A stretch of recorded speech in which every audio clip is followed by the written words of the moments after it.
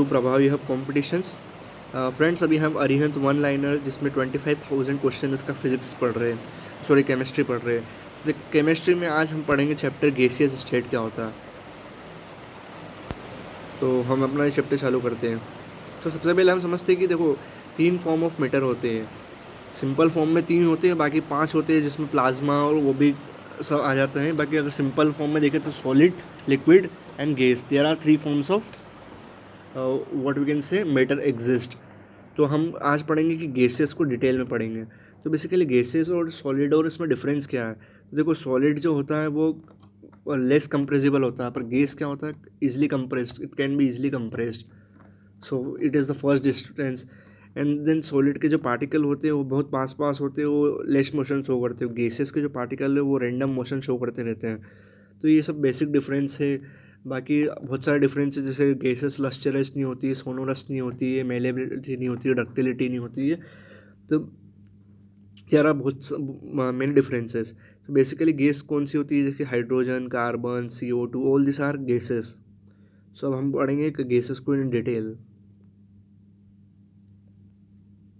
तो देखो क्या है, विच लॉ इंटर रिलेट करता है property of mass, pressure and temperature. देखो ये तीनों को जो इंटर रिलेट करता है उसी को हम बोलते हैं गैसियस लॉ। तो गैसियस लॉ क्या बोलता है, जो P इक्वल्स टू V होता है इज इक्वल्स टू होता है NRT। अब ये P क्या है यहाँ पे, pressure, volume equals to number of moles, gas constant, और ये टेम्परेचर। तो ये इक्वेशन है इसकी गैसियस लॉ की, PV इक्वल्स टू NRT। तो ये किस में रिलेशन बता रहा है, वॉल्यूम में, प्रेशर में एंड इन टेम्परेचर में। Now which law stated at constant temperature pressure of a fixed amount of gas varies inversely with volume. ये कौन सा लॉ बताता है, बॉयल्स लॉ। ये क्या बोलता है, जो प्रेशर होता है डायरेक्टली प्रोपोर्शनल किसके होता है, टेम्परेचर के। प्रेशर किसके प्रोपोर्शनल होता है, सॉरी, प्रेशर जो है डायरेक्टली इन्वर्सली प्रोपोर्शनल होता है वॉल्यूम के। इसमें एक कंडीशन है, पर क्या है कि टेम्परेचर जो होना चाहिए वो कांस्टेंट होना चाहिए, जब भी जाके प्रेशर जो है इन्वर्सली प्रोपोर्शनल होता है वॉल्यूम के। Next, give the equation of Boyle's law. क्या बोलता है Boyle's law, pressure is directly inversely proportional to volume. यही है इक्वेशन बॉयल्स लॉ की। लिखा है give the equation of Boyle's law. तो देखो क्या हो गया, ये P directly proportional to 1/V। अगर प्रोपोर्शनलिटी का साइन हटाएंगे तो कॉन्स्टेंट लग जाएगा CV। तो ऐसे लिख सकते हैं हम इसको, PV इक्वल्स टू C। ये C क्या है, कॉन्स्टेंट, ये रही equation. Next, in a plot of मतलब graph of pressure volume curve of which term correspond to different constant temperature. देखो ये बोल रहा है जब प्रेशर और वॉल्यूम का हम ग्राफ बनाएंगे, सपोज कीजिए वॉल्यूम है, ये प्रेशर है, तो इसका इसका ये प्रेशर है, ये वॉल्यूम है, इसका ग्राफ कैसा बनेगा, ऐसा। क्यों, क्योंकि P is directly inversely proportional to V है, तो इसका ग्राफ क्या बनेगा, ऐसा।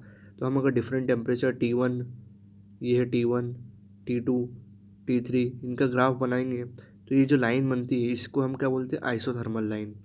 तो इसी को क्या बोलते हैं हम, आइसोथर्मल लाइन। तो जो डिफरेंट कॉन्स्टेंट टेम्परेचर पे जो लाइन बनती है उसको करस्पॉन्ड क्या होता है, आइसोथर्मल। मतलब T1, T2 ये डिफरेंट टेम्परेचर है, इन सब लाइन को हम क्या बोल देते हैं, isothermal line. Next, what happens to volume of gases when the pressure is half. देखो अभी हमने रिलेशन पढ़ा था, volume is directly proportional inversely proportional to 1/, मतलब pressure is directly inversely proportional to volume, ये हमने रिलेशन पढ़ा था। अब ये पूछ रहा है कि अगर मैं प्रेशर को हाफ कर दूं तो वॉल्यूम पे क्या पड़ेगा। अब इसका हम ऐसा भी लिख सकते हैं, volume in directly proportional to 1/, pressure. अगर इन्होंने बोला प्रेशर हाफ करना मतलब क्या होगा, P/2, ये 2 क्या चले जाएगा ऊपर, तो वॉल्यूम क्या हो जाएगा, डबल। वॉल्यूम क्या हो जाएगा, डबल। तो कितना हो जाएगा, double. Next, double in a group of P versus in a graph of P, जो अपने जो ग्राफ पढ़ा उसको, what is the nature of line date passes through origin when it follows Boyle's law. अगर हम इसका ग्राफ बनाएं, अभी हम किसका ग्राफ बना रहे थे, P और V का। अब हम ग्राफ बनाएं P और 1/V का, P और 1/V का अगर ग्राफ बनाएं तो वो कैसा बनेगा। सपोज कीजिए हमने क्या बनाया था, P और V का ग्राफ बनाया था, P एंड V का ग्राफ जो इन्वर्सली प्रोपोर्शनल था। अब हम अगर बनाएं P और V का, अगर वो ग्राफ कैसा बन रहा था, इस टाइप से, अगर हम इसको 1/V मतलब इन्वर्स हो जाएगा, तो वो ग्राफ कैसा बनेगा, कि स्ट्रेट लाइन बनेगी। तो ये पूछ रहा है कि नेचर ऑफ क्या रहेगी, अगर वो बॉयल्स लॉ को फॉलो करता है, तो अगर बॉयल्स लॉ को फॉलो करता है तो उसका वो बनेगी कि स्ट्रेट लाइन ओरिजिन से पास होती हुई। Next, what is the measurable SI unit of pressure?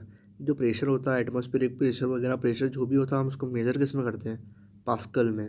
तो हम प्रेशर को मेज़र करते हैं पास्कल में। ये इसकी यूनिट है जो फ्रिक्वेंटली यूज़ होती है। नेक्स्ट लिखा why did the balloon filled with helium gases rises? देखो जब बलून होता है उसमें हम अगर एयर डालें तो एयर डालने से वो क्या है मतलब उड़ता क्यों नहीं है? उसी की जगह हम अगर डालें वो दूसरी चीज़ है तो उड़ मतलब जैसे हाइड्रोजन डाले हीलियम डाले तो उड़ने क्यों लगता है? तो बेसिकली इसको ऐसे समझिए ये एक बलून इसके आसपास जो है एयर है। अगर आपने एयर एयर से जो हल्की शीट डाली तो ही जो इसके मॉलिक्यूल है इससे आपने हल्की शीट डाली तो ही ये क्या होगा ऊपर जाएगा। आपने इसको सिमिलर भी डाल दी तो वो ऊपर नहीं जाएगा। जैसे आपने इसमें एयर भर दी तो एयर और एयर हो गए तो ऊपर जाएगा नहीं जाएगा। पर अब हम जब हीलियम भरते हैं और हाइड्रोजन भरते हैं तो ये दोनों गैस क्या है ये एयर से भी डेंस है मतलब एयर से भी डेंस है। इसके पार्टिकल दूर दूर है मतलब डेंस है। एयर से भी सॉरी लेस डेंस है। तो लेस डेंस होने के कारण क्या होगा ये ऊपर चले जाएगा बलून। तो हीलियम और हाइड्रोजन बस ये दो गैस है जो जिसको भरने से हम क्या बलून भरेंगे तो वो ऊपर चले जाएगा। Next a pressure cooker works on which principle? देखो प्रेशर कुकर में क्या होता है एलिवेशन ऑफ बॉइलिंग पॉइंट होता है। मतलब क्या हुआ अगर सपोज़ कीजिए एक नॉर्मल आपने तपेला रखा उसको आपने गर्म करा इसमें जो हीट बन रही है उसको उसको आपने गर्म करना है इसमें से हीट जो बन रही है वो इवोपरेट होकर बाहर चली जाएगी। पर इसी की जगह आपने प्रेशर कुकर रखा तो वो क्या है ऊपर से ढका हुआ रहेगा। तो उसमें आपने हीट दी तो जो इवोपरेशन हुआ जो हीट जनरेट हुई है तो उस वो वापस टकरा के कहाँ जाएगी अंदर हो जाएगी। तो इसके कारण क्या होगा अंदर बहुत ज़्यादा प्रेशर क्रिएट होगा। और ज़्यादा प्रेशर क्रिएट करने से क्या होगा बॉइलिंग पॉइंट बढ़ जाएगा। अगर बॉइलिंग पॉइंट बढ़ने से क्या होगा फिर जो प्रेशर वो जो अपना फूड है वो लेस टाइम में कुक होगा। तो प्रेशर कुकर का बेसिकली यही सिंपल सा प्रिंसिपल है कि आप जब भी उसको ऊपर से कवर कर देते हैं एक सेफ्टी वॉल्व के साथ तो उसके अंदर जो प्रेशर बनता है वो रिटर्न बैक हो जाता है और एक्सट्रीम प्रेशर बन जाता है। तो जो आपका खाना रहता है वो ईजिली और कम टाइम में जो है पक जाता है due to elevation of boiling point. अभी बॉइलिंग पॉइंट क्या होता है जैसे बॉइलिंग पॉइंट बोलते हैं हम कि वाटर का 100 डिग्री सेल्सियस होता है नॉर्मल। तो बॉइलिंग पॉइंट बेसिकली जहाँ पे वाटर जो है अपना बॉयल होने लगे उसी को हम क्या बोलते थे बॉइलिंग पॉइंट बोलते थे। Next which low explain the process of respiration during inhalation? lungs are filled with air and expand due to which volume increase and pressure level goes on? कौन सा लो है बॉयल्स लो? क्या बोलता है Boyle's law? Pressure is inversely proportional to volume या volume is inversely proportional to pressure. ये किसका statement है बॉयल्स लो का। अब ये रेस्पिरेशन और लंग्स में कैसे यूज आता है देखो ये हमारा माउथ है और ये हमारा लंग्स है। आपने एयर अंदर ली तो क्या होगा अंदर एयर लेने से क्या होगा यहाँ एयर जाएगी और ये जो है वॉल्यूम इसका क्या हो जाएगा बढ़ जाएगा। तो ये जो लंग्स है ये क्या हो जाएगा एक्सपांड हो जाएगा। एक्सपांड होने से क्या हो गई बढ़ गया वॉल्यूम बढ़ गया। अब हमने क्या पढ़ा था वॉल्यूम बढ़ गया तो प्रेशर क्या हो जाएगा कम हो जाएगा। तो यहाँ पे क्या हो जाएगा लो प्रेशर हो जाएगा। बाहर क्या हो जाएगा हाई प्रेशर हो जाएगा। तो हाई प्रेशर से एयर कहाँ जाएंगे अंदर लो प्रेशर में। तो जब आप इनहेल करेंगे मतलब हवा छोड़ेंगे तो वॉल्यूम क्या हो जाएगा डिक्रीज़ हो जाएगा। तो प्रेशर क्या हो जाएगा इंक्रीज़ हो जाएगा। तो प्रेशर हाई कहाँ हो जाएगा यहाँ पे हो जाएगा। तो वॉल्यूम हाई प्रेशर से फिर गैसेस कहाँ जाएगी लो प्रेशर में। तो यही कौन सा लो प्रूव करता है बॉयल्स लो। प्रेशर बढ़ाया तो वॉल्यूम घटा वॉल्यूम बढ़ाया तो प्रेशर घटा। नेक्स्ट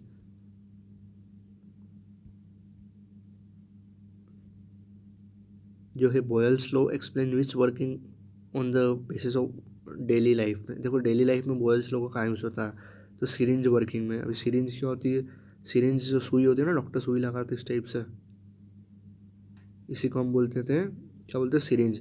अब इसमें बॉयल्स लॉ कैसे यूज़ हो रहा है देखो बॉयल्स लॉ क्या बोलता है volume is pressure is directly और इन्वर्सली प्रोपोर्शनल टू वॉल्यूम। अगर हम इंजेक्शन लेंगे एक सपोज कीजिए एक इंजेक्शन है। अब आपने क्या करा इसका जो पहले यहाँ तक था ये तो इसमें कुछ इसकी वॉल्यूम कितनी हो गई ये इसका वॉल्यूम हो गया ये भी। तो इसका प्रेशर होगा सपोज कीजिए एक्स हो गया। अब आपने इसको प्रेस करा तो वॉल्यूम क्या हो गया डिक्रीज़ हो गया। वॉल्यूम सपोज कीजिए पहले इतना था वॉल्यूम इतना हो गया क्यों उसको प्रेस करने पे वॉल्यूम क्या हो गया डिक्रीज़ हो गया। हमने क्या पढ़ा ये डिक्रीज़ हो गया मतलब वॉल्यूम डिक्रीज़ हो गया मतलब प्रेशर क्या होगा इंक्रीज़ होगा। तो प्रेशर इंक्रीज मतलब वो तेज़ी से बाहर निकलेगा यही हम इसको सिरिंज की जगह नॉर्मल लाइफ में आपने होली में देखा होगा पिचकारी, उसमें भी सेम प्रिंसिपल यूज होता है बोयल्स लॉ वाला, कि प्रेशर बढ़ाया तो वॉल्यूम का कम हो गया, वॉल्यूम बढ़ाया तो प्रेशर कम हो गया, because both are inversely proportional to each other. Next, which law state करता है कि एट कॉन्स्टेंट प्रेशर पे the volume of fixed mass of gas is directly proportional to absolute temperature. अभी सेकंड लॉ आ गया, अभी हमने क्या पढ़ा था बॉयल्स लॉ, अभी आ गया चार्ल्स लॉ। तो चार्ल्स क्या बोलता है कि देखो वहाँ पे क्या कॉन्स्टेंट था, बॉयल्स लॉ में टेम्परेचर कॉन्स्टेंट था, हम यहाँ पे क्या कॉन्स्टेंट है, प्रेशर कॉन्स्टेंट है। अगर प्रेशर कॉन्स्टेंट हो तो जो वॉल्यूम होता है वो डायरेक्टली प्रोपोर्शनल होता है टेम्परेचर के। ये स्टेटमेंट किसका है, चार्ल्स लॉ का। तो दोनों लॉ को एक बार समराइज कर लेते हैं। जो बॉयल्स लॉ था ये हो गया बॉयल्स लॉ, ये क्या बोलता है कि अगर टेम्परेचर कांस्टेंट हो, कांस्टेंट टेम्परेचर हो, तो जो प्रेशर है वो इन्वर्सली प्रोपोर्शनल होता है वॉल्यूम के। और जो चार्ल्स लॉ है ये क्या बोलता है कि अगर कांस्टेंट प्रेशर हो तो वॉल्यूम जो होता है डायरेक्टली प्रोपोर्शनल होता है टेम्परेचर के। तो ये दो लॉ आपको याद रखने हैं। नेक्स्ट, अब इसकी इक्वेशन कैसे बनेगी, देखो वॉल्यूम अगर डायरेक्टली प्रोपोर्शनल होगा टेम्परेचर के, प्रोपोर्शनलिटी का साइन हटाएंगे तो क्या हो जाएगा टी सी, तो V upon T equals to क्या होगा कॉन्स्टेंट, ये इक्वेशन बन गई। Next, in a graph of volume versus temperature at which point on X axis this line meet when intercept are extended. देखो अगर ये बोल रहा है कि मैं वॉल्यूम वर्सेस टेम्परेचर का ग्राफ बनाऊँ, अगर मैं इसका इंटरसेप्ट को एक्सटेंड करूँ तो ये कहाँ पे मिले मीट होगा। तो अगर सपोज़ कीजिए ये लाइन, ये ग्राफ इसका स्ट्रेट लाइन बनती है, अगर मैं इसको पीछे एक्सटेंड करूँ तो ये जो है यहाँ पे इंटरसेप्ट होगा। ये क्या है यहाँ पे -273.15 डिग्री सेल्सियस। यहाँ पे एक्स एक्सिस ये ज़ीरो, इस साइड पॉजिटिव होती है, इस साइड नेगेटिव होती है, तो ये यहाँ पे इंटरसेप्ट करेगा। अगर मैं इसको पीछे एक्सटेंड करूँ तो -273.15 डिग्री सेल्सियस पे। In a volume versus temperature degree Celsius a plot Charles law line obtain score. अभी हमने क्या पढ़ा था कि जो बॉयल्स लो है उसमें क्या होता है प्रेशर वॉल्यूम, तो इस जो लाइन बन रही थी उसको हम क्या बोलते थे आइसोथर्मल। सिमिलरली अगर हम प्रेशर वॉल्यूम और टेम्परेचर का बनाए और उसकी ग्राफ बनाए तो वो कैसा बनेगा, क्योंकि देखो V directly proportional to temperature है तो ग्राफ कैसा बनेगा, स्ट्रेट लाइन बनेगी। तो ये जो लाइन है ये क्या रिप्रेजेंट करती है आइसो बार को, आइसो बार। और बार क्या होता है, बार मतलब प्रेशर, आइसो मतलब कॉन्स्टेंट। तो अभी हमने ऊपर क्या पढ़ा था कि ये रिलेशन बताता है volume versus temperature at a constant pressure. तो आइसो मतलब होता सेम, बार मतलब होता प्रेशर, तो सेम प्रेशर हो कॉन्स्टेंट प्रेशर। वहाँ पे क्या था आइसो थर्मल, आइसो मतलब हो गया सेम, थर्मल मतलब होगा टेम्परेचर, तो सेम टेम्परेचर यहाँ पर same pressure. Next, what is the SI unit of temperature. देखो टेम्परेचर की एसआई यूनिट क्या होती है, केल्विन होती है, सेल्सियस नहीं होती है, फ़ारेनहाइट नहीं होती है। यहाँ पे एसआई यूनिट पूछ रहा था, वो होती है केल्विन। ये हो गया। नेक्स्ट क्वेश्चन है, name the lowest hypothetical or imaginary temperature at which gases are suppose to occupy zero volume. देखो जीरो वॉल्यूम मतलब होती नहीं है, क्योंकि जीरो वॉल्यूम कैसे हो सकती है, तो ये इसलिए कौन सी कंडीशन है, हाइपोथेटिकल और एक इमेजिनरी कंडीशन है, ये होती नहीं है एक्चुअल में। तो वो किस पे होती है, एब्सोल्यूट जीरो। अब एब्सोल्यूट क्या होता है, एब्सोल्यूट जीरो मतलब वही -273.15 डिग्री सेल्सियस भी हमने ऊपर देखा। पर ये पॉसिबल नहीं है, इस टेम्परेचर पे जो सारे पार्टिकल है वो अपना मूवमेंट बंद कर देंगे, वो सब फ्रीज हो जाएंगे। तो ऐसा पॉसिबल नहीं है, ये बस इमेजिनरी कंडीशन है। Next, at what condition of temperature pressure does the gas obeys the Charles law. किस पे करती है वो, हाई टेम्परेचर लो प्रेशर पे। जो गैसेस से होती है वो चार्ल्स लॉ क्या होता है, V is directly proportional to T. ये गैस जो गैस है वो कब फॉलो करेगी, जब टेम्परेचर क्या होगा हाई होगा, प्रेशर क्या होगा लो होगा। अगर ये दो कंडीशन फुलफिल हो रही है तो गैसेस से ये लो को फॉलो करेगी। Next, which law state that at constant volume. अब नया लो आ गया, pressure of a fixed amount of gases directly varies with temperature. मतलब क्या हो गया कि प्रेशर जो है वो डायरेक्टली प्रोपोर्शनल होता है टेम्परेचर के। ये कौन सा लो बोलता है, अगर कांस्टेंट वॉल्यूम हो तो गेल हो सक लो। तो हमने अभी तक 3 लो पढ़ लिए हैं।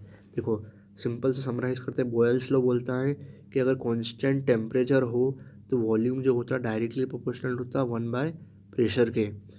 और अगर चार्ल्स लो क्या बोलता है, और कांस्टेंट, यहाँ पे टेम्परेचर कांस्टेंट था, यहाँ पे तो कांस्टेंट क्या हो जाएगा प्रेशर, तो वॉल्यूम किसके प्रोपोर्शनल हो जाएगा डायरेक्टली टेम्परेचर। और जो गेल उसेक लो है ये क्या बोलता है कि अगर कांस्टेंट वॉल्यूम हो अगर कांस्टेंट वॉल्यूम हो तो प्रेशर किसके प्रोपोर्शनल हो जाएगा, टेम्परेचर के। तो ये तीनों लॉ, इनके स्टेटमेंट, इसमें क्या क्या कांस्टेंट है किस लॉ में, ये आपको याद रखना है। Next, what is the equation of Gay Lussac law. Simple, क्या देखो प्रेशर डायरेक्टली प्रोपोर्शनल किसके बता रहा, टेम्परेचर के, प्रोपोर्शनलिटी का साइन हटाया तो टी सी, तो P by T equals to C, C क्या है कांस्टेंट, तो ये इक्वेशन बन गई सेम।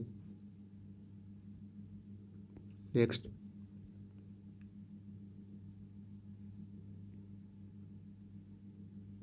देखो name the law which state that the equal volume of gases under same condition of temperature and pressure contain equal number of gases. ये कौन सा लॉ बोलता है, नया law, Avogadro's law.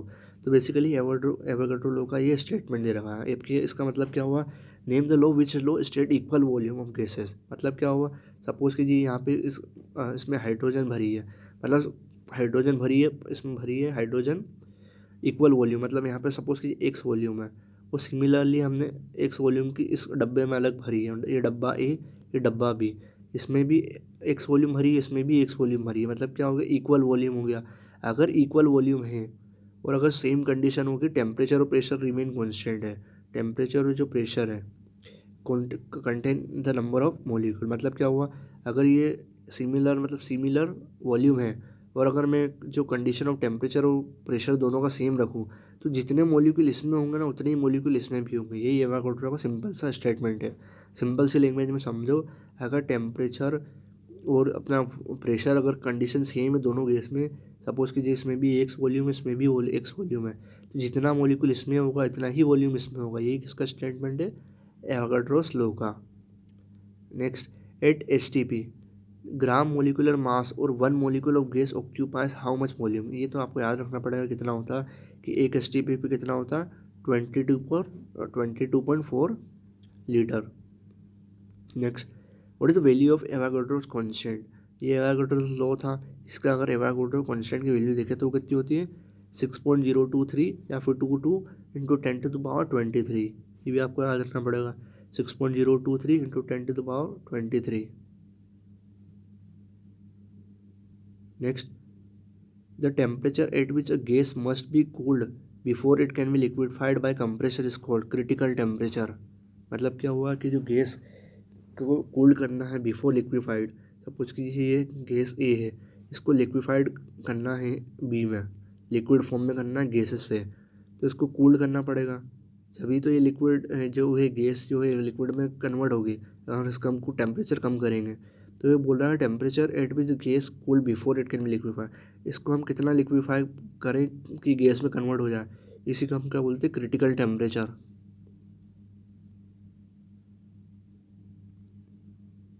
Next, which law gives the relation for the simultaneous variation of the pressure like temperature pressure volume. कम अभी ऊपर हमने जो कंबाइंड गैस लॉ वही पढ़ा, वही इसका मतलब है। मतलब P V equals to N R T. देखो ये तीनों में रिलेशन दे रहा है, टेम्परेचर में, ये प्रेशर में, वॉल्यूम में। तो यही है कंबाइंड गैस लॉ। अब ये गैस लॉ आया कैसे, देखो हमने क्या पढ़ा था, Boyle's law, pressure directly proportional to 1 upon volume. Second law हमने पढ़ा था V is directly, Charles law, pressure directly proportional to 1 upon volume. और जो प्रेशर था डायरेक्टली प्रोपोर्शनल टू टेम्परेचर। और एक और क्या लॉ पढ़ा था हमने, V is directly proportional to temperature. अब इन तीनों को कंबाइन करें हम तो क्या बन जाएगा, P V equals to N R T, T दोनों में है, वी यहाँ नीचे से वी अगर ऊपर जाएगा तो ये इस मल्टीप्लाई में आ जाएगा। तो ये Boyle's law, Charles law, Gay Lussac law, तीनों को मिलाया तो क्या बन गया, combined gases law. Next, which gases law states that the total pressure exerted by gaseous mixture of two or more non-reacting gases is equal to the sum of partial pressure of each individual component in a gaseous mixture। मतलब क्या होगा, suppose कीजिए ये एक box है, इसमें दो gases है ए और बी, दोनों का मिक्सचर है। तो ये लोग बोल रहा है कि जो एक एक मतलब टोटल इसका जो प्रेशर होगा वो किसके इक्वल होगा, पार्शियल प्रेशर ऑफ एक एक कंपोनेंट का। हम अगर प्रेशर निकाले और टोटल प्रेशर निकाले, मतलब एक एक कंपोनेंट का प्रेशर निकाला, इनको प्लस कर दें और टोटल कंपोनेंट का प्रेशर निकाले, तो वो क्या होगा, इक्वल होगा। इसको एक और बार पढ़ो, देखो total pressure exerted by gaseous mixture. हमने जो टोटल प्रेशर गैसियस मिक्सचर जो थी, इसमें मिक्सचर था, उसका टोटल प्रेशर निकालेंगे। वो तो अब टू और मोन कितनी भी हो सकती है उसमें, टू या दो से ज़्यादा रिएक्टिंग ए 3 हो सकती है, 4 हो सकती है। तो किसके इक्वल होगा, sum of partial pressure individual component का निकाले। तो मतलब क्या होगा इसका, प्रेशर जो टोटल प्रेशर है, टोटल प्रेशर ये किसके इक्वल होगा, एक एक कंपोनेंट का प्रेशर निकाले, P1 P2 P3 P4 से लेकर Pn, तो इनका अगर हम सम करेंगे तो क्या आ जाएगा, टोटल प्रेशर। तो इस लॉ का नाम क्या है, Dalton's law of partial pressure. ये Dalton's law of partial pressure का स्टेटमेंट है। Next, why water boils at low temperature at high altitude. अभी हमने क्या पढ़ा था कि जो खाना है मतलब प्रेशर कुकर में जो है वो जल्दी के पक जाता है, क्यों, क्योंकि यहाँ पे जो है प्रेशर हाई है, क्योंकि प्रेशर कुकर को हम क्या रखते हैं, ग्राउंड लेवल पर रखते हैं, तो यहाँ पे क्या प्रेशर हाई है। सिमिलरली जो है अगर हाई एल्टीट्यूड पर जाएंगे तो हाई प्रेशर तो ग्राउंड पे होता है, मतलब प्रेशर जब ऊपर जाते तो कम होते जाता, तो प्रेशर क्या होता है, डिक्रीज होता है। एयर प्रेशर क्या होता है, एल्टीट्यूड पे हाई होता है, तो जो यहाँ पे वाटर है वो क्या हो जाएगा, लो टेम्परेचर पे जो है वो बॉईल होने लग जाएगा। सिमिलरली अगर हमने नीचे देखा था प्रेशर कुकर क्या हो गया था, हाई टेम्परेचर पे हो बॉईल हो रहा था, क्यों, क्योंकि यहाँ पे क्या था, प्रेशर जो था वो हाई था, और ऊपर क्या हो जाएगा, प्रेशर क्या हो जाएगा, लो हो जाएगा, तो टेम्परेचर क्या हो जाएगा, लो टेम्परेचर पे बॉईल करेगा। Next, at what pressure does the gases are compressed for transportation. मतलब क्या होगा इसका, कि प्रेशर क्या होगा जब सपोज कीजिए ये एक अमाउंट ऑफ गैस है, इसको उनको 10 किलोमीटर या फिर 100 किलोमीटर यहाँ ले जाना, तो गैसेस को तो ऑब्वियस सी बात है हम कंप्रेस ही करेंगे हाई प्रेशर पे। हाई सपोज कि आप जो पेट्रोल पंप देखते हैं, आपने आपने देखा होगा कि जो एलपीजी या सीएनजी भरवाने आते हैं, तो वो गैसेस कहीं सपोज कि यहाँ से आ रही है, या आपका पेट्रोल पंप पी पे आ रही है, यहाँ पे आती कैसे है, एक टैंक में भरी रहती है, वो टैंक में सीएनजी को क्या वर्क करते हैं, हाई प्रेशर में कंप्रेस कर देते हैं। उसका मोलिक्यूल सपोज कीजिए इतनी दूर था, कंप्रेस मतलब क्या होगा, उसको इतना कम सपोज कीजिए पहले एक्स जगह घेर रही थी, तो अब कंप्रेस करने पे इतनी जगह घेरेगी वाई, तो इसी को हम बोलते हैं कंप्रेशन। तो वो हाई प्रेशर पे कंप्रेस होकर ट्रांसपोर्ट होती है। Next, why do the smell of a food being cooked reaches us even from distance, considerable distance. क्यों, क्योंकि डिफ्यूज़न से, मतलब क्या हुआ कि हम जो खाना रहता है वो उसकी स्मेल अगर इतनी दूर से भी हमारे पास कैसे आ पाती है, खाने की स्मेल इतनी दूर से हमें हमारे पास कैसे आ जाती है, क्योंकि वो क्या हो रहा है उसमें डिफ्यूज़न। और डिफ्यूज़न क्या होता है, डिफ्यूज़न कुछ नहीं होता, बेसिकली मूवमेंट ऑफ मोलिकुल्स और particles from high concentration to low concentration, उसी को हम क्या बोलते थे, diffusion. Next, the leakage of LPG is detected due to presence of which compound, ethyl mercaptan. मतलब क्या हुआ इसका, जो आपने घर में देखा होगा ना एचपी की टंकी, इंडियन ऑयल, इंडियन गैस, ये जो होती है भारत पेट्रोल, इनकी जो टंकी होती है उसमें जो एलपीजी क्या होती है, लिक्विफाइड पेट्रोलियम गैस, एलपीजी का फुल फॉर्म। ये अगर लीकेज हो जाए, देखो एलपीजी की नेचुरल तो कोई स्मेल होती नहीं है, ये तो ऑर्डरलेस गैस है। अगर ये लीकेज हो जाए तो पता कैसे चलेगा कि एलपीजी लीकेज हो रही है, उसको हम पता लगाने के लिए इसमें क्या मिलाते हैं, इथाइल मर्सेप्टेन। यही जो कंपोनेंट है वो बताता है कि आपके घर की जो एलपीजी लीक हो रही है, अदरवाइज एलपीजी में ऑर्डरलेस होती है, उसमें कोई स्मेल होती ही नहीं है। तो ये कंपोनेंट मिलाने से पता चलता है कि एलपीजी में लीकेज हो रही है। Next, name the process of spontaneous mixing of different gases and volume of gases diffuse per unit time. ये बेसिकली डिफ्यूजन की एक अनदर डेफिनेशन है कि spontaneous mixing of different gases की spontaneous mixing different and volume of gases diffuse per unit time, उसी को हम क्या बोलते थे, डिफ्यूज़न। देखो परफेक्ट गैस और आइडियल गैस क्या होता है। देखो परफेक्ट मतलब सब समझ लीजिएगा ये इमेजिनरी, क्योंकि परफेक्ट नथिंग एग्जिस्ट, क्योंकि देखो परफेक्ट कोई मेन नहीं होता कि उसमें सारी क्वालिटीज आपको मिलेगी, तो ऐसा परफेक्ट गैस भी पॉसिबल नहीं है, ये सिर्फ एक इमेजिनरी गैस है। तो which type of gases molecular point masses and do not attract each other, ये आइडियल और परफेक्ट गैस में ही हो सकता है। मतलब क्या हुआ इसका, कि ऐसी कौन सा गैस है जिसमें जो गैस के मॉलिक्यूल्स हैं उनका कोई वेट ही ना हो, उनका वेट ज़ीरो हो, जो मॉलिक्यूल्स हैं उनका वेट ज़ीरो हो, और वो एक दूसरे को अट्रैक्ट भी नहीं करते हो, तो वो कैसी गैस हो गई, आइडियल और परफेक्ट गैस। सपोज कीजिए एक गैस है, तो नॉर्मल जो गैस होती है उनका तो जो पार्टिकल होता है उसका मास, मॉलिक्यूल का मास भी होता है, और एक दूसरे को अट्रैक्ट भी करते हैं। पर ऐसी गैस आइडियल गैस ही होती है जिसमें जो पार्टिकल है उनका ना तो वेट होता है ना आपस में अट्रैक्ट करते हैं। Next, hydrogen gas can be liquefied और not liquefied, it is not possible to liquefied hydrogen, क्योंकि इतना कम टेम्परेचर करना तो पॉसिबल ही नहीं है। Now what is the relation between the pressure coefficient and volume coefficient of ideal gas. अभी हमने पढ़ा क्या होता है, इक्वल होता है, पर ये आइडियल गैस में ही पॉसिबल हो, जो कि पॉसिबल ही नहीं है ideal gas. Next, what is the equation is given by combining all three. अभी हमने पढ़ा था ऊपर ही, सेम ही आइडियल गैस इक्वेशन क्या होती है, P V equals to N R T, वो तीनों को कंबाइन करने से बढ़ी है। Right the ideal gas equation, यही P V equals to N R T. N is number of mole, pressure, volume, gas constant, temperature. देखो ये एन क्या रिप्रेजेंट कर रहा है, नंबर ऑफ मोल्स। आर क्या रिप्रेजेंट कर रहा है, universal gas constant. What is the value of universal gas constant, ये आपको याद रखनी पड़ेगी कि यूनिवर्सल जो आर की वैल्यू होती है वो कितनी होती है, 8.314 एंड 8.314 जूल मोल इनवर्स के जी इनवर्स। अभी जूल मोल इनवर्स के जी इनवर्स ये कहाँ से आया, देखो पी वी इक्वल्स टू क्या होता है, एन आर टी। अब आपको किसकी यूनिट चाहिए, आर की, तो एन ऑन टी कहाँ चला जाएगा यहाँ पे, टी को हम क्या बोलते हैं, के इनवर्स के जी नहीं है, केल्विन इनवर्स है, मतलब टेम्परेचर का इनवर्स है वो। तो ये टी का ऊपर चला जाए तो केल्विन इनवर्स, नीचे क्या था P V equals to N R T, N नीचे था तो ऊपर जाएगा था मोल इनवर्स, और पी और वॉल्यूम तो था ही से ऊपर। प्रेशर क्या होता है, मास बाय वॉल्यूम, वॉल्यूम से वॉल्यूम कैंसिल, तो मास का क्या होगा, के जी। तो ये कितनी हो जाएगी यूनिट इसकी, जूल मोल पर इनवर्स। प्रेशर, वॉल्यूम, देखो प्रेशर क्या होता है, फोर्स बाय एरिया, वॉल्यूम। अब वॉल्यूम से हम वॉल्यूम को कैंसिल करें तो कितना हो जाएगा, ये एक आ जाएगा। हमने क्या पढ़ा था, वर्क डन क्या होता है, फोर्स इनटू डिस्प्लेसमेंट। तो फोर्स और एक भी बचा, वो डिस्प्लेसमेंट वो लेंथ को रिप्रेजेंट करेगा, तो वो वर्क की क्या होती है, जूल। तो ये क्या हो जाएगा, joule mole inverse kelvin inverse. Now what is the value of R in one atm mole के इनवर्स, ये अभी हमने पढ़ा क्या होता है, 0.0821। वॉल्यूम ऑफ आर की ही वॉल्यूम पूछा पर इस यूनिट में पूछा, one atm mole inverse kelvin inverse में।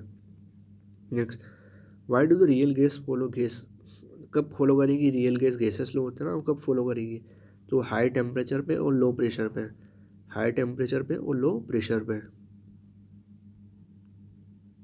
Next, kinetic theory of gases. देखो काइनेटिक थ्योरी ऑफ गैसेस कुछ नहीं है, जो एटॉमिक पार्टिकल उसको माइक्रो लेवल पे पढ़ना ही हम क्या, उसको क्या बोलते हैं, काइनेटिक थ्योरी ऑफ गैसेस। इसको हम डेफिनेशन ऐसा बोल सकते हैं कि स्टडी ऑफ क्या बोल सकते हैं, gases particle at microscopic level, वही है काइनेटिक थ्योरी ऑफ गैसेस। तो देखो, who develop the kinetic theory of gases to explain gases law, nature, character and behaviour of gases.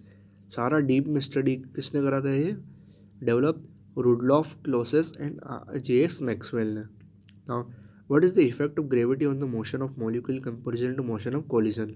क्या होता है नेग्लिजिबल, मतलब क्या हुआ, जो मोशन ऑफ ये पार्टिकल्स है ये आपस में कोलाइड करते हैं, तो एक फोर्स कोलिजन का लगता है, एक फोर्स इनको नीचे ग्रेविटी लगाती है।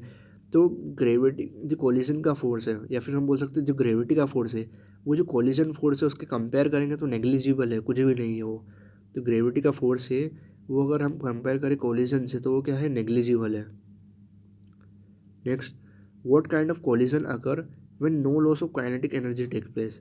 देखो, जब एक पार्टिकल वन पार्टिकल टू से कोलाइड हो रहा है और इसमें काइनेटिक एनर्जी का लॉस बिल्कुल नहीं हो रहा, तो उस कोलिजन का हम क्या बोलते थे, elastic collision.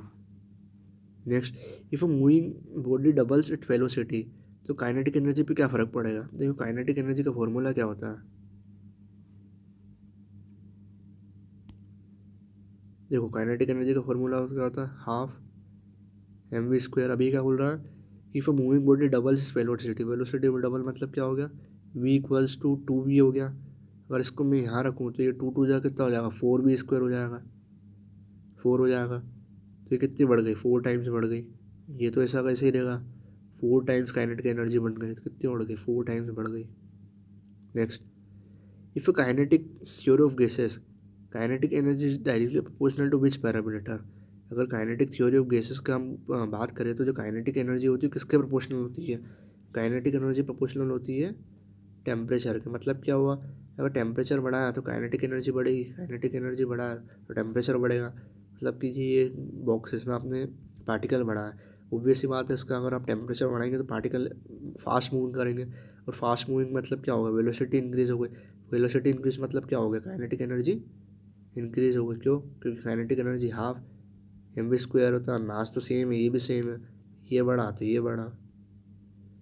Next, which parameter is obtained by force, मतलब सिंपल सी बात है, प्रेशर का डेफिनेशन है। क्या है प्रेशर, हमको पता है क्या होता है, force per unit area. Force per unit area, ये किसकी डेफिनेशन है, प्रेशर की। Now different speed of gases molecule. देखो आर एम एस वैल्यू होती है एक तो आर एम एस वैल्यू का फॉर्मूला क्या है, V R M S is equals to √3 RT/m। ये फॉर्मूला ये आपको याद रखना पड़ेगा, डेरिवेशन से डिराइव होता है। तो यहाँ पे आर क्या है, गैस कॉन्स्टेंट, टी है टेम्परेचर, ये है एम है मोलर मास। तो ये क्या बोल रहा है, how does the root mean square speed of gases varies होगी अगर मैं टेम्परेचर बढ़ा दूँ। देखो ये पता है, ये डायरेक्टली प्रोपोर्शनल टी के, अगर टेम्परेचर बढ़ा है तो ये वी भी इंक्रीज होगा। Similarly V is equals to क्या होता है, √3 RT/m।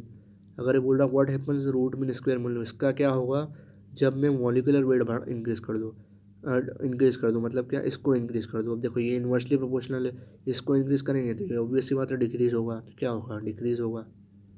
Next, which speed of gases molecules is defined as the average speed of all the molecules. सब एवरेज स्पीड मतलब देखो बहुत सारी स्पीड होती है, S1 S2 सबका, अगर हम मैं प्लस करूँ और इसका एवरेज ले लूँ तो वही इसको क्या बोलेंगे हम, एवरेज स्पीड।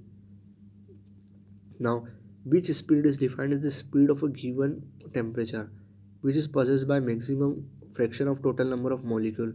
मतलब क्या होगा, सपोज कि ये बॉक्स में नंबर ऑफ मॉलिक्यूल्स है, तो गिवन टेम्परेचर पे उनकी मैक्सिमम स्पीड कितनी होगी, fraction of total number of molecule की, उसी का हम क्या बोलते हैं, मोस्ट प्रोबेबल स्पीड। उस पर्टिकुलर टेम्परेचर पे, गिवन टेम्परेचर, अगर टेम्परेचर बढ़ाओगे तो स्पीड भी बढ़ जाएगी। देखो डिग्री ऑफ फ्रीडम क्या होता है, देखो डिग्री ऑफ फ्रीडम बेसिकली एक स्टैटिस्टिक्स का ही एक टर्म है। स्टैटिस्टिक्स में हम इसको बोलते हैं, देखो combination of how how much data you have और how much it's needed to, मतलब जो आपको एस्टिमेट करना है। इसका सिंपल डेफिनेशन है कि combination of how much data you have and how much data is needed to estimate the particular thing. ये स्टैटिस्टिक्स की एक डेफिनेशन है। सिमिलरली फिजिक्स में इसको क्या बोलते हैं डेफिनेशन में, number of independent ways in which a gas molecule can move और vibrate to rotate in space. Basically ये स्टैटिस्टिक्स और फिजिक्स की डेफिनेशन है। अगर हम फिजिक्स इसकी डेफिनेशन रीड करें, for dynamic system the number of direction it can move freely, देखो, और the number of coordinates required to describe completely the position and configuration is defined as degree of freedom. इसका formula क्या होता है, degree of freedom क्या होता है, F से इसको डिनोट करते हैं, is equals to 3n - k। अब ये एन क्या है, नंबर ऑफ मॉलिक्यूल्स और नंबर ऑफ पार्टिकल्स, एक के क्या है, independent relation between this particles. तो ये आपको समझ में आ गया, F is equals to 3n - k होता है। Now next, for mono atomic gas what is the degree of freedom. देखो मोनो एटॉमिक गैस क्या होता है, मोनो एटॉमिक मतलब हीलियम, लिथियम, लिथियम नहीं sorry helium and all the noble gases, helium, krypton, xenon, radon, all this are mono atomic gases. तो basically इनका degree of freedom कैसे निकालेंगे, देखो मोनोटिक हमने क्या पढ़ा था, डिग्री ऑफ फ्रीडम होता है 3n - k। अब सपोज कीजिए एग्जाम्पल लेते हीलियम का, इसमें नंबर ऑफ पार्टिकल्स कितना होगा, एक, तो इसकी एन की जगह मैं रख दूंगा 1 माइनस इंडिपेंडेंट, मतलब एक ही मॉलिक्यूल है तो उसमें किसी भी डिपेंड, मतलब और मॉलिक्यूल तो है ही नहीं, तो इंडिपेंडेंट उसका जो इंडिपेंडेंट रिलेशन होगा कि किसी से नहीं होगा, तो के क्या हो जाएगा 0, तो एफ क्या आ जाएगा 3। तो देखो क्या वैल्यू आ गई 3। सिमिलरली अब हम निकालेंगे डायटोमिक गैस का, देखो एफ क्या होता है 3n - k। अगर डायटोमिक मतलब समझ कीजिए हाइड्रोजन होता है, हाइड्रोजन H2 होता, तो नंबर ऑफ पार्टिकल कितना हो गया 2, तो क्या रखेंगे हम इसको 3 × 2 माइनस, अब के की जगह क्या आ जाएगा 2 एटम है, तो इंडिपेंडेंट रिलेशन किसका हो जाएगा इन दोनों के बीच में, एक हो जाएगा, 2 एटम है क्योंकि, तो यहाँ रख देंगे एक, तो कितना हो गया 3 दूनी 6 - 1 5, फिर कितना हो गया 5। अब हम निकालेंगे तो ट्राई एटॉमिक गैसेस का, ट्राई एटॉमिक गैसेस का निकालने के लिए सपोज कीजिए फॉर्मूला क्या था 3n - f। अब नंबर ऑफ पार्टिकल कितना हो गया 3, तो ये कितना हो जाएगा 3 × 3 माइनस के। अब इंडिपेंडेंट चार्ज निकालेंगे तो कितने एटम होते हैं ट्राइएटॉमिक के? 3 एटम, एक एटम ए, एक एटम बी, एक एटम सी। तो एक इंडिपेंडेंट रिलेशन तो किसके बीच में हो जाएगा? ए और बी के बीच में। एक हो जाएगा बी और सी के बीच में, एक हो जाएगा ए और सी के बीच में। तो 3 इंडिपेंडेंट रिलेशन। तो यहाँ पे के की जगह क्या रख देंगे हम? 3। तो कितना होगा? 3 3 या 9 माइनस 3 6। आंसर क्या आना चाहिए? 6। तो निकाल लिया हमने किसका? मोनो एटॉमिक गैस का, डाई एटॉमिक गैस का, ट्राई एटॉमिक गैस का। कितना आया? 3 5 6। Now helium is example of which type of gas? Helium आपने देखा होगा जिसका जो ऑक्टेट होता है वो बेसिकली कंप्लीट होता है, मोनो एटॉमिक गैस है, मतलब एक ही एटम है उसमें। हीलियम का ऑक्टेट मतलब हीलियम में वैलेंस इलेक्ट्रॉन कितने होंगे? 2 होंगे, मतलब ये मोस्ट स्टेबल स्टेट में है। ऑक्टेट तो कंप्लीट नहीं है पर मोस्ट स्टेबल स्टेट में है। Similarly CO2 is which type of gas? किस टाइप की गैस है ये? डाई एटॉमिक गैस, दिख ही रहा है CH2। NH3 अमोनिया, H3 3 मतलब क्या होगा? Try atomic gas. उनकी डिग्री ऑफ फ्रीडम तो हम ऊपर निकाल ही सके हैं। तो इसी के तरीके से जो हमारा गैसेस वाला टॉपिक है जिसमें हमने पढ़ा कि गैसेस क्या होती है, बॉयल्स लॉ क्या होता है, चार्ल्स लॉ क्या होता है, गेल-लीौस लॉ क्या होता है, एवोगाड्रो नंबर क्या होता है, फिर केल्विन क्या होता है, मतलब काइनेटिक थ्योरी ऑफ गैसेस क्या होता है, फिर ये डेल्टन्स का स्टेटमेंट, एयर प्रेशर का स्टेटमेंट, डिफ्यूज़न क्या होता है, परफेक्ट गैस क्या होती है, परफेक्ट गैस किसको फॉलो करती है। फिर हमने पढ़ा काइनेटिक थ्योरी ऑफ गैसेस क्या होती है, कैसे बढ़ती कम ज़्यादा होती है, डिफरेंट स्पीड ऑफ गैसेस क्या होती है, डिग्री ऑफ फ्रीडम क्या होती है, कैसे निकालती है इन दोनों की, तीनों की, मोनोएटॉमिक, डायएटॉमिक, ट्राइएटॉमिक की। तो इसी के तरीके से हमारा जो चैप्टर है ख़त्म होता है। For more such video please subscribe to Prabhavi hub competition. Thank you.